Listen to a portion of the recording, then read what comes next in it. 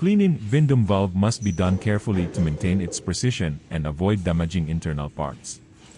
Vindum valves are typically used in high-precision lab systems, including core flood systems, so contamination or residue buildup can affect results.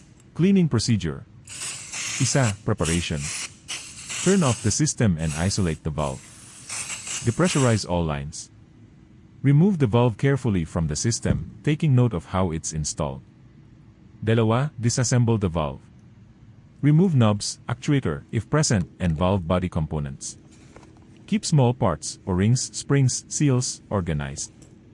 Do not force anything. If it resists, double-check the threading and fasteners. Tatlo, initial dry cleaning. Use a soft brush to remove dust or dry debris. Blow through internal ports using clean, dry nitrogen or filtered air. Apat, solvent cleaning.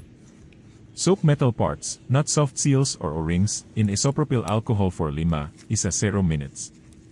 Use lint-free swabs or cloth to clean internal bores and threads. Wipe each part dry with a lint-free cloth. For non-metallic or soft parts, ED seals, wipe gently, do not soak unless the solvent is known to be safe for that material. 5. Check and replace seals. Inspect all O-rings and seals. If worn or swollen, replace them with Vindum supplied parts. Avoid using third-party seals, as dimensions tolerances may not match. 6. Drying. Let all parts air dry completely or use low-pressure nitrogen. Avoid using heat unless specified. Vindum. 7. Relubrication, if applicable. Apply a thin layer of approved lubricant to sliding metal surfaces or O-rings. Example, Kretox or silicone vacuum grease if recommended.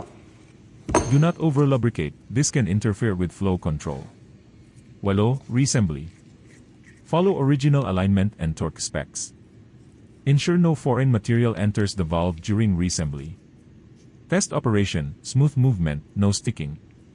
Post-cleaning tips. Always clean the valve after exposure to brines, oils, or reactive chemicals. Set a regular maintenance schedule if used in high-duty applications. Store spare valves in sealed clean bags when not in use.